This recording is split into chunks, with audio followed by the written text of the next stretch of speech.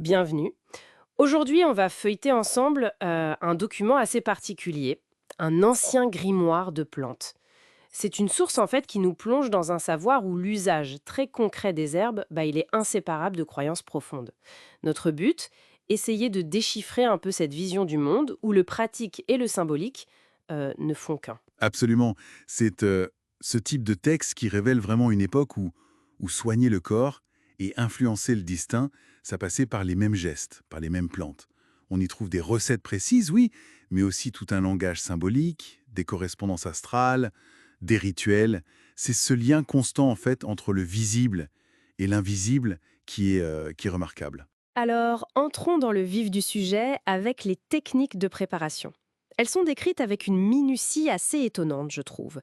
Le grimoire distingue bien, par exemple, l'infusion, l'eau bouillante versée sur la plante, Oui, de la décoction, là on fait bouillir la plante, c'est ça.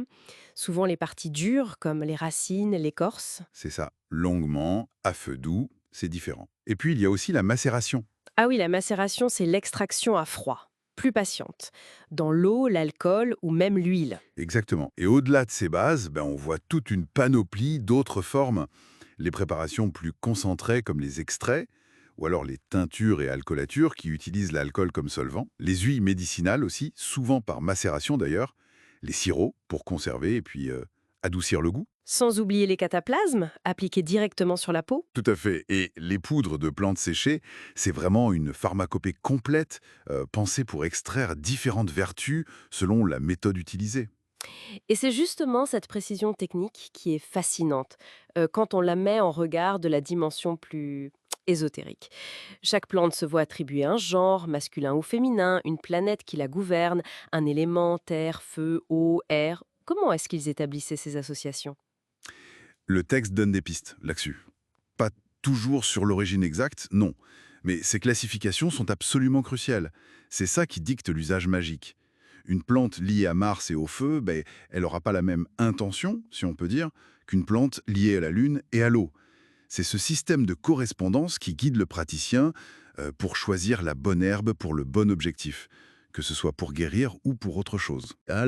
Astrologiquement parlant, ou par la personne elle-même. Il s'agit de les réveiller, en quelque sorte, d'aligner leurs énergies sur l'intention magique. Comment on fait ça concrètement? On visualise le but, tout en manipulant les herbes dans un bol, souvent entre des chandelles de couleurs spécifiques d'ailleurs. La couleur compte aussi. Prenons un exemple. L'armoise, par exemple. Ah, l'armoise. Très bon exemple. Le grimoire la recommande en cataplasme pour soulager les règles difficiles. Usage très concret là. Mais, grosse mise en garde, toxique à haute dose, voire mortel. Et surtout, surtout pas pendant la grossesse. Ah oui, c'est précis. Voilà. Et juste à côté de ça, t'as l'autre facette, l'armoise, liée à Vénus et à la Terre. Elle servirait pour les rêves prophétiques, en mettant sous l'oreiller, elle favoriserait la voyance, et elle protégerait contre les poisons, les mauvais esprits. C'est une pratique qu'on retrouve même en Chine, où on l'accrochait aux portes. La prudence physique et la puissance magique côte à côte. C'est fou. Exactement. Et la mandragore, la fameuse plante des sorcières. Ah, la mandragore. Tout un mythe. Le grimoire l'associe à Mercure et au feu. On parle de son utilisation dans des onguents qui donnaient l'impression de voler, sans doute à cause des alcaloïdes hallucinogènes, hein. Probablement oui. Et sa racine, avec sa forme parfois humaine, placée dans la maison, c'était un talisman puissant. Protection, fertilité, prospérité. On l'utilisait même pour les exorcismes. L'idée, c'était que, là où il y a une mandragore, les démons ne peuvent pas rester. Puissant, hein? Mais dangereux aussi, j'imagine. Et comment? La mise en garde est claire, même si elle est un peu implicite pour la racine elle-même, elle est très explicite pour l'eau de macération. Ne buvez surtout pas cette eau. La puissance de la plante, elle est indissociable de son danger. Elle inspire le respect, mais aussi la crainte. Et malgré tout ce côté magique, ce savoir semble quand même un peu organisé, non? Le texte mentionne un glossaire médical, un index. Oui, oui, tout à fait. Il y a un glossaire et un index qui relient les mots aux plantes. Par exemple, l'angélique pour les soucis digestifs, le millepertuis contre la mélancolie, ou l'écorce de saule blanc, notre aspirine naturelle, quoi, pour les rhumatismes.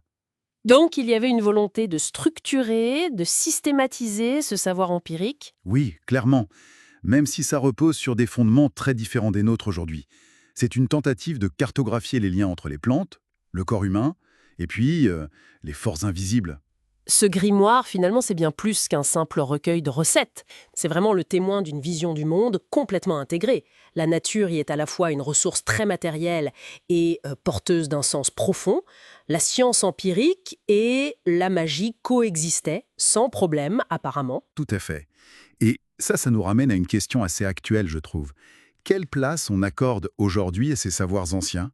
Comment on les fait dialoguer, ou pas d'ailleurs, avec la science moderne? Sans tomber ni dans le rejet systématique, ni dans une espèce d'acceptation un peu naïve. C'est une vraie réflexion qui dépasse largement ce grimoire, en fait.